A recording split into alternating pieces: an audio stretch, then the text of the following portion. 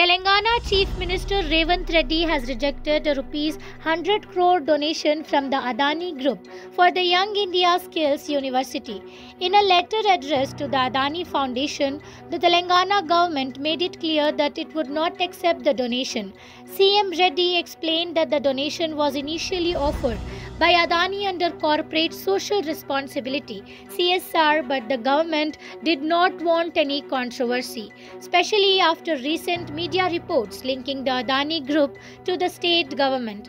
He also clarified that the university had previously not received tax exemption under Section 80G, but it has now been granted, so no company including Adani has transferred any money to the government yet. The government wants to avoid unnecessary controversies which led to the rejection of the donation. The letter to Preeti Adani, chairperson of Adani Foundation, was sent by Telangana's Jayesh Ranjan.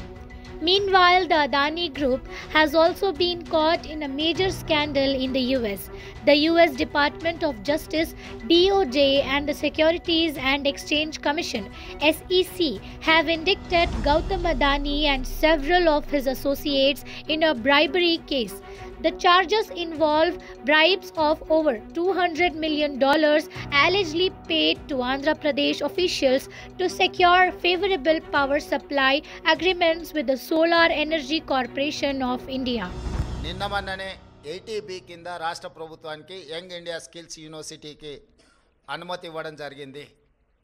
ఇప్పటి వరకు ఏ సంస్థ నుంచి కూడా తెలంగాణ రాష్ట్ర ప్రభుత్వం తన ఖాతాలోకి ఒక్క రూపాయి కూడా తీసుకోలేదు, ఇంక్లూడింగ్ అదానీ. అయితే అనవసరమైన చర్చలలో తెలంగాణ ప్రతిష్ట కానీ వ్యక్తిగతంగా నా గురించి చర్చ జరగడం మా మంత్రివర్గ సహచరులకు నాకు ఎలాంటి సుతారము ఇష్టం లేదు. అందుకే స్పష్టంగా నిన్ననే రాష్ట్ర ప్రభుత్వం తరఫున అదానీ గ్రూప్ ఆఫ్ కంపెనీస్కి మా అధికారి జయేష్ రంజన్ ద్వారా లేఖ రాయడం జరిగింది.